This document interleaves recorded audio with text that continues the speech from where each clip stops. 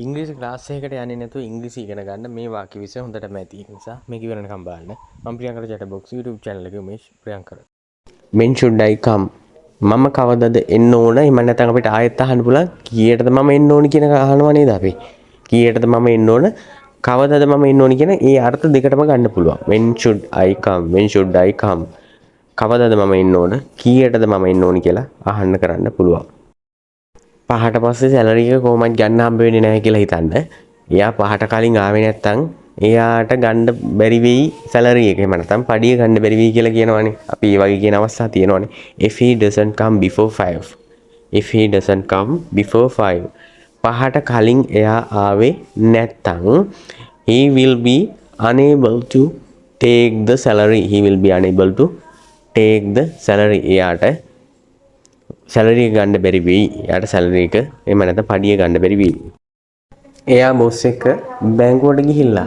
එයා බොස් එක්ක හොස්පිටල් එකට ගිහිල්ලා. එයා බොස් එක්ක ඩයලොග් එකට හරි මොකක් හරි කම්පැනි එකට මොකක් හරි දෙයකට ෂොප් එකකට ගියා කියලා හිතන්නකෝ. කොහොම හරි he has gone to the bank with the boss.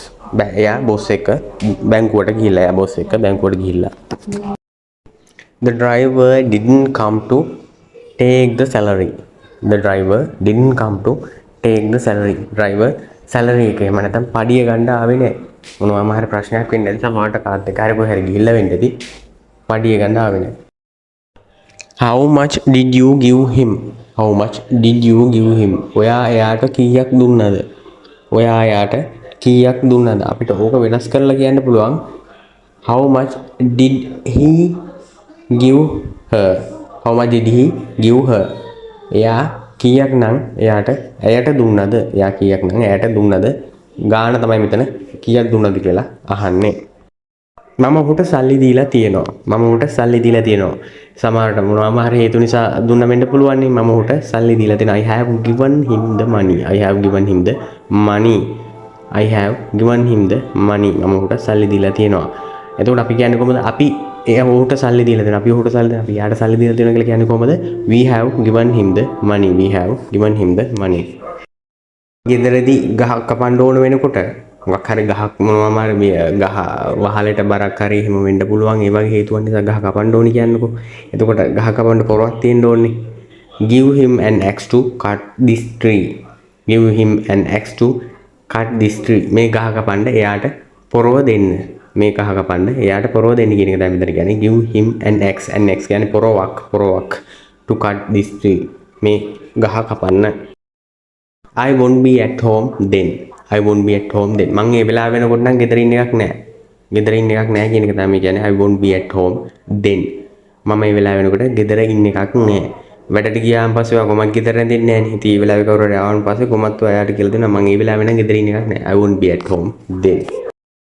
A man will come at 7:30. A man will come at 7:30.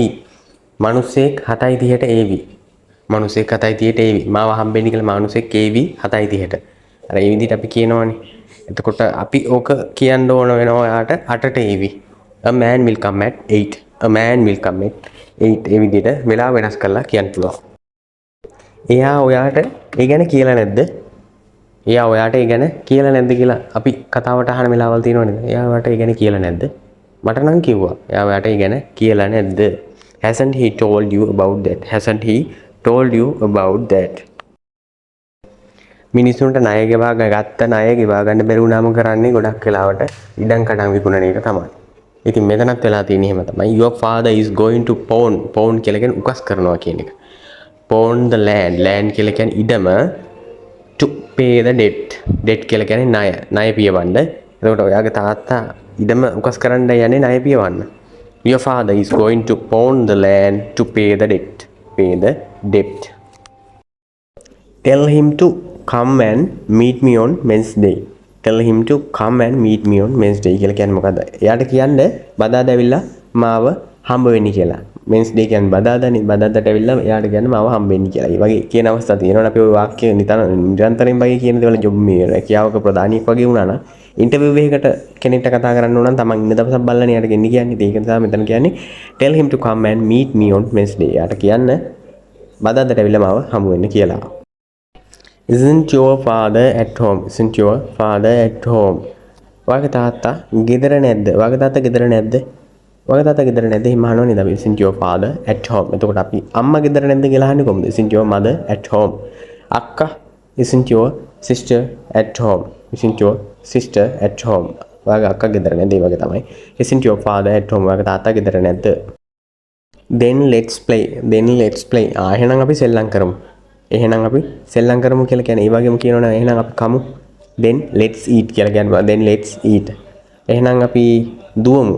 Let's run. Then let's run. ඒ වගේ වෙනස් කරලා ක්‍රියාපද දාලා කියන්න පුළුවන්. Then let's play. එහෙනම් අපි සෙල්ලම් කරමු. එයාට උණ හැදිලා ඉන්නේ. එයාට උණ හැදිලා ඉන්නේ. He has got fever. He has got fever. එයාට උණ හැදිලා ඉන්නේ කියන කතාව තමයි කියන්නේ. I have got fever. I have got fever. මට උණ හැදිලා ඉන්නේ. She has got fever. ඇයට උණ හැදිලා ඉන්නේ. එතකොට he has got fever කියන්නේ එයාට උණ හැදිලා ඉන්නේ. ඔහුට උණ හැදිලා ඉන්නේ. Why has he come? Why has he come? ඇයි එයා ඇවිල්ලා තියෙන්නේ? ඇයි එයා ඇවිල්ලා තියෙන්නේ? එහෙම කියලා අහනවානේ. ඔයාට නොදන්වා ආවනම් එහෙම නැත්නම් ඔයා ආයතනික ප්‍රධානියෙක් නම් ඒත් අහනවානේ ඇයි එයා ඇවිල්ලා තියෙන්නේ? මොකක් හේතුවක් නිසාද? මොකක්ද ප්‍රශ්නේ? Why has he come? Why has he come? ඇයි එයා ඇවිල්ලා තියෙන්නේ?